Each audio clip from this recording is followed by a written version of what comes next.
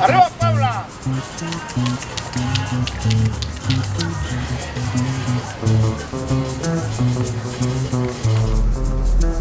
My name is Josue Aldana, and I push paint around. No, I paint murals.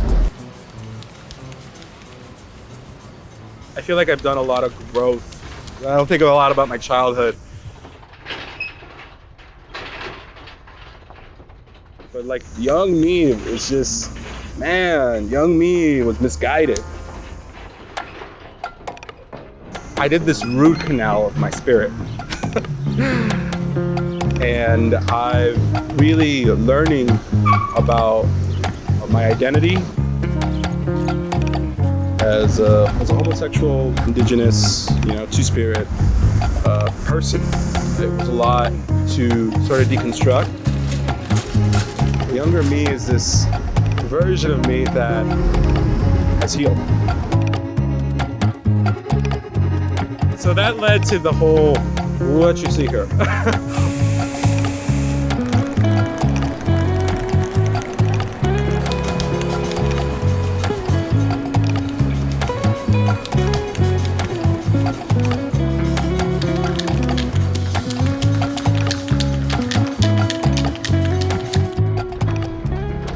Like, she always noticed that I used to draw a lot, and she's just like, so what do you like to do? Because once you're done being it's the running coffee, running errands, it becomes dead at the office a lot. And she's just like, what do you like to do, like truly like to do? And I was like, well, I hope one day I could like do art on a wall. It's a very iconic mural. It's one of my favorite murals in all of Little Village. There's nothing like the classics. So murals deal with very powerful themes. Powerful themes are a catalyst for ideas and movements. Neomuralismo, it's more street art based. It's more based on like a re-encounter of culture that's been sequestered by corporations. What's important about murals, though, in barrios Mexicanos is that murals have a long history of the people who have represented who would tell our stories, who would keep, you know, the fire alive from the indigenous, the Aztecs, the Mexica people would paint these entire observatories and libraries and temples with murals. And they would have the stories of creation. They would have, you know, those elements. And I think it's very important because it preserves, it's an act of, you know, resistance in a land where everything needs to be gray walls and, you know that gray wash, it's so just in right now.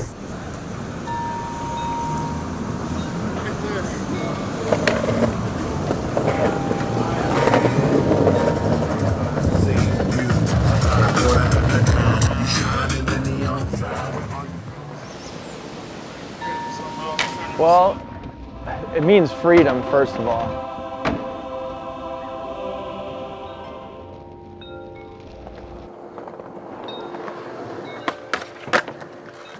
Just to be able to go out with your friends and go on escape missions to try and get a trick.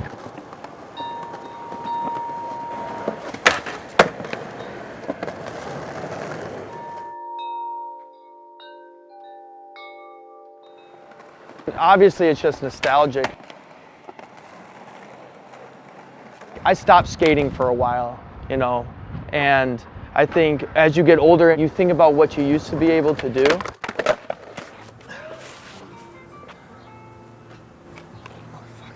And since I started skating again, I'm landing tricks I never even landed when I was younger.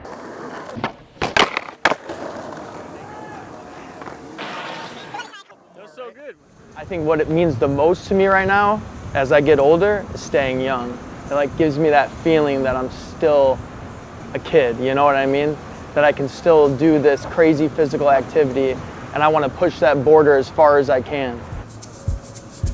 The street spots aren't perfect.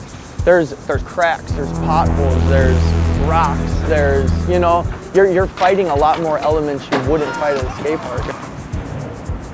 I'd say when you're in the streets, I mean, you got security to worry about, right? You got pedestrians to worry about. And then the spot itself, like what obstacles, like the ledge is chunked out, or you gotta get there, you gotta get 3 tries in before security kicks you out. It's like the pressure and the thrill of just going to a spot and trying to get a trick that you've envisioned and dreamed about to do there and then making it come to fruition.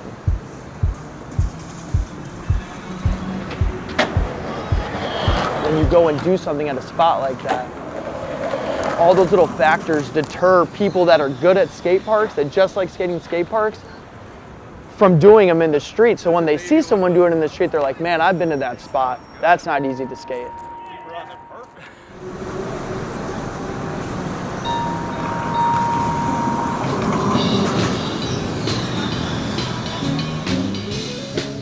A lot of people come up and say, oh man, I'm sorry that you guys are on the streets. Oh, I can't believe you guys are out here. It's like, we're out here because we love it.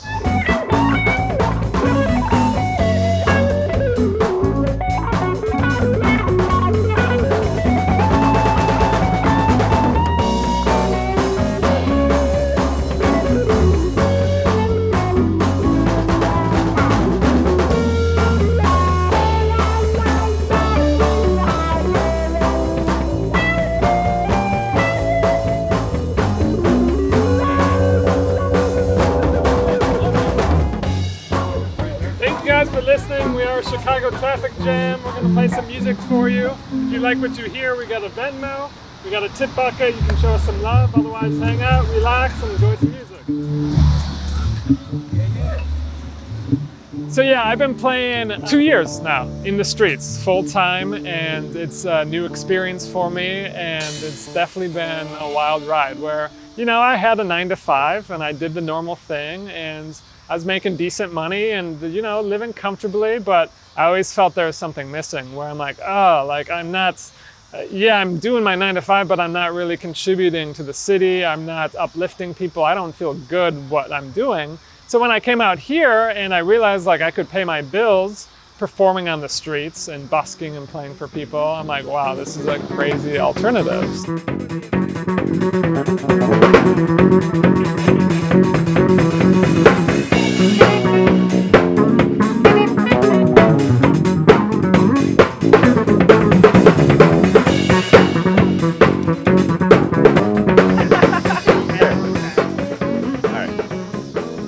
Pre-2020, you know, we're street musicians. Now, people don't know that we're street musicians. They're like, oh, these are professional jazz musicians, which we are, but like, you know what I mean? What is professional to them? It's like people who wear suits and play in a club or the Green Mill or Andy's or whatever.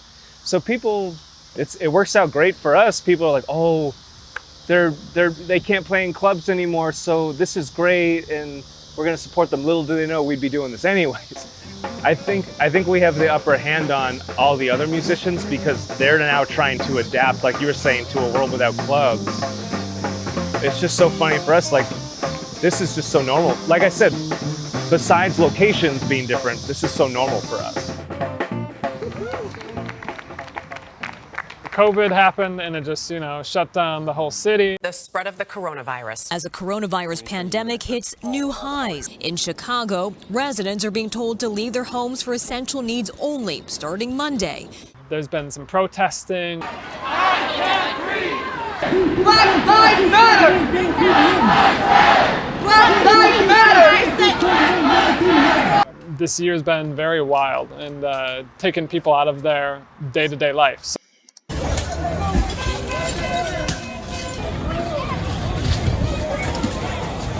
So we had to switch up our day-to-day, and generally we would play downtown, but we decided, well, okay, most people are hanging out around their neighborhoods, so we got to go to them now. And everybody's super appreciative of what we're doing because they haven't seen live music in 3, 4, 5 months. And when they walk down the street and they're like, whoa, like this is going down. This is cool, you know? Like I haven't seen music, and music uplifts and it brings positivity and it brings people in the moment where they don't have to worry about their stresses, about their problems, and they just get to enjoy, and they're like, man, this is, you know, a breath of fresh air that we really needed.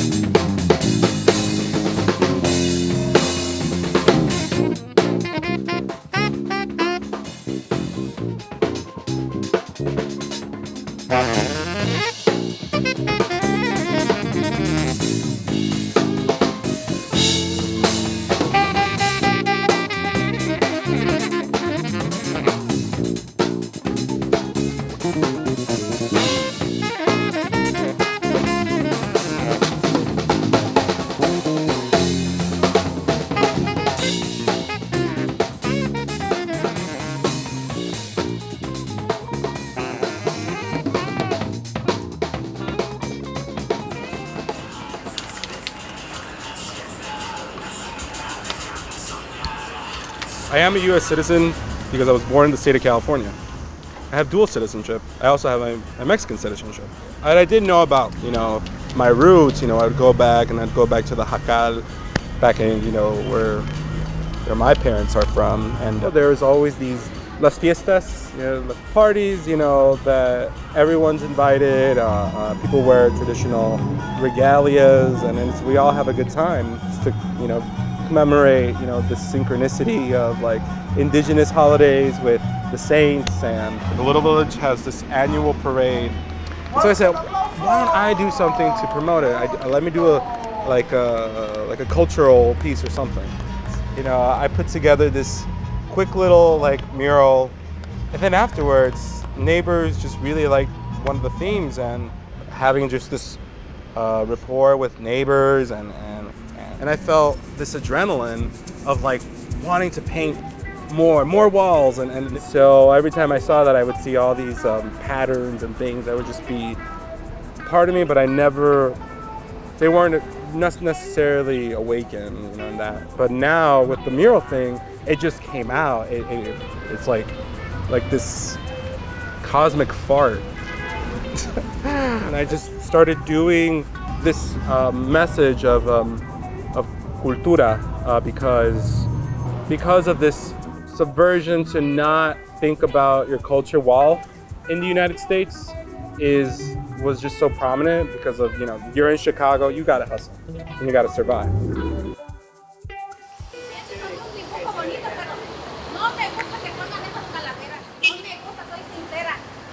Pues allá usted.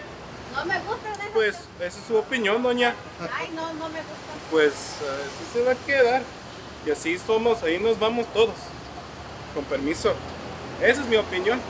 ¿Cómo la ve? No me gusta a mí. Ponen tan bonitos los dibujos, pero nunca veo que pongan algo como un ángel, una... Ay, sáquese con eso. Eso lo trajo el gringo, su ángel y su cruz y su Dios. No, hombre, no. ¿Qué pasó aquí? Nuestra herencia es esta tierra. No, yo perdí un hijo. Pues, y es lo que a veces me pongo a pensar, digo, viene a poner otra cosa. Ah, lo ok. ves donde siquiera lo ves en la 26. Lo veo en los... Bueno, pues el símbolo de eso se llama miquisli en náhuatl. No necesariamente se representa la muerte, sino representa reposo, representa transmutación, señora. Gracias, ahí nos vemos. Hoy nos vemos, beso que mate. Ay, que se cuide. Usted también. I think when you walk around and you see domesticated farm animals that are clandestine around the neighborhood, you begin to wonder if this is even, you know, the city anymore.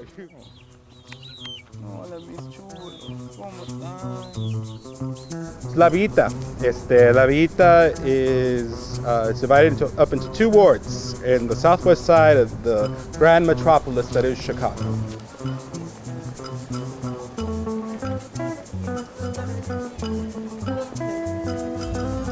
¡Saludos a la 26! Para Puebla, todos los poblados que viven por acá, ¿ok? The push for this proverbial American dream, but the mom and pop shops line up the entire corridor, and they're all local products. They're all products from Mexico. There's this Mexican diaspora here. It's like Mexico, como la vida no hay dos.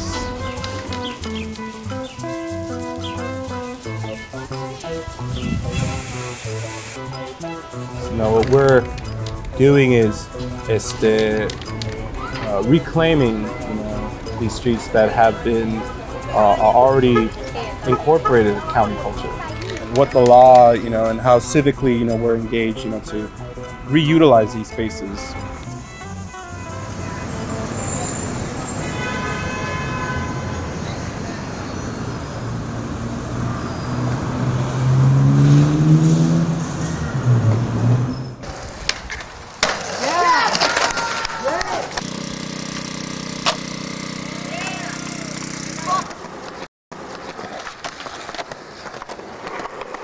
So we were with a bunch of guys.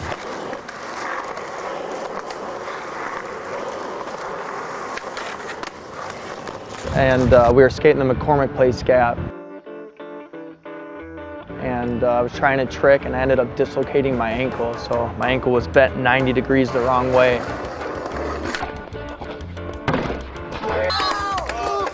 And it was a pretty bad injury. And that's really the real reason why I quit. You know, pity party, woe is me, you know? I just gave up, I didn't even try. And then of course, like, you know, I was on crutches for like 8 months, so I was partying, that didn't help. You know, because every time I'd feel down about anything, you know, I'm just doing drugs and drinking just to feel better. And not gonna lie, I had some fun, but ultimately it led to a bunch of bad things myself. One moment you're skating the streets out here having a great time, and then the next, you know, I was a junkie, and that was rough. You know, I was probably 21 at that point, so I spent a good 3 to 4 years on the streets. You know, I was addicted to heroin, I was smoking crack, I was shooting crack. You know, I should have remembered the one thing that skateboarding always taught me is you always get back up. You always, that's the whole point of skateboarding, and you gotta pay to play, and that's life, you know, in general. And, you know, I forgot that.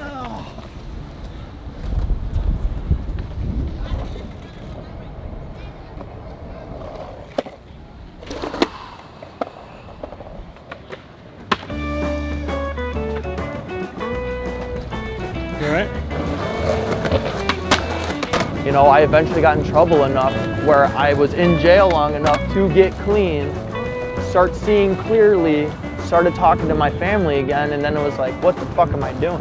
You know, everyone in there tells you the same thing too. It's like, when you know that it's that easy to not feel like shit and you don't want to wait it out, because who would?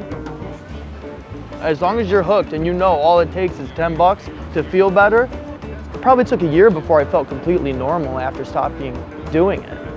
Probably a year before I started feeling normal, you know? So that's really what helped me change. If I wouldn't have gone to jail as many times as I did, I would be dead or in jail or still doing exactly what I was doing. Nothing else would have changed me.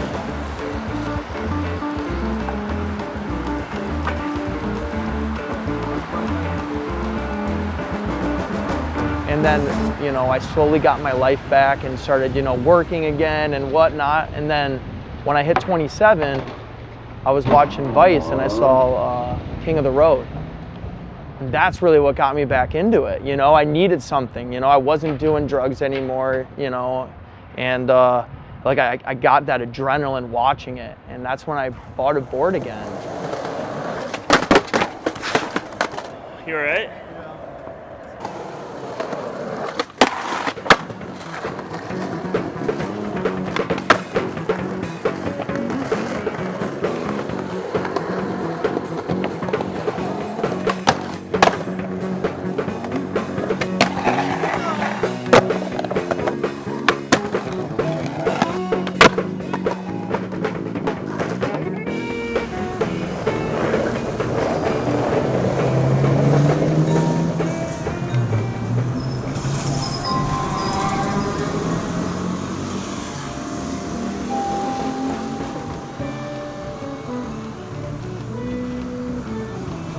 As a musician, it's almost like we're in this bubble where we're watching the world go round and people are walking to their 9 to 5 and doing their everyday life, and we're kind of like the outsiders where it's like, man, we're kind of going against the grain where, yeah, we're making a living doing what we love to do, but it's not how you typically, you know, make your living and pay your rent.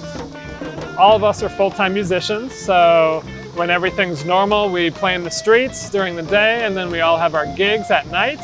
And some of us teach, some of us record records for people all around the world, and so we got our foot in a lot of different things.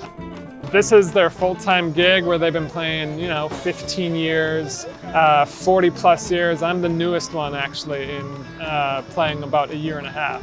Ooh, thank you. All right, more questions. Beau Barry, the saxophone player over there. We've been playing on the streets for 35, 36 years.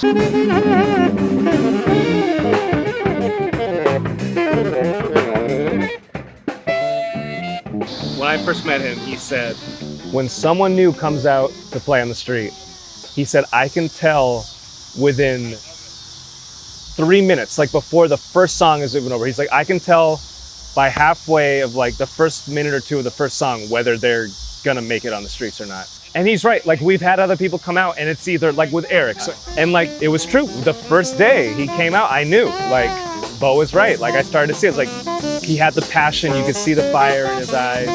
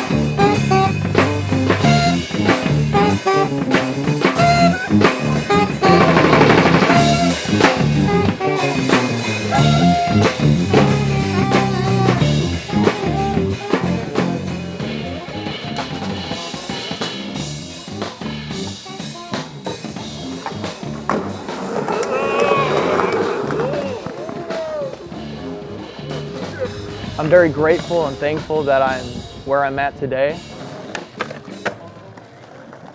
You know, the whole reason you skateboard, if you want to get good, if you want, you just even to have fun though, you know, you got to get back up. You got to keep trying because you're not going to land everything first try.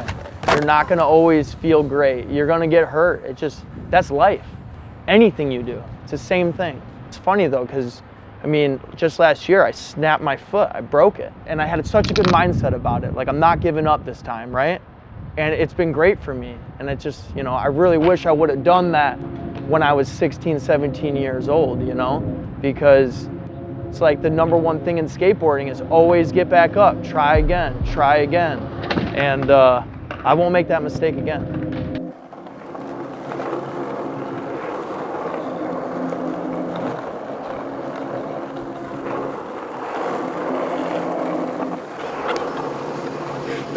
That's all that I gotta say. I think there's always time to appreciate maybe just a pocket of culture, you know, in this city that's just constantly telling us to hustle and finish your business. If my art could speak, it would be saying, Plaso Kamati. It'd be saying, thank you in Nahuatl. It would be saying, aquí estamos, here we are. The reason I play in the street is because I'm the kind of person who all I want to do every day is play music. That's all I want to do. I don't want to do anything else. I want to wake up, I want to come out here, I want to improvise all day with these motherfuckers. As performers, for us to be the medium of, you know, unity and people enjoying themselves and being in the moments and not worrying about their outside problems, that's probably the best thing. It's that energy. It's that soul, it's that groove. When you're in the moment and like you can communicate to other people using completely non-verbal language,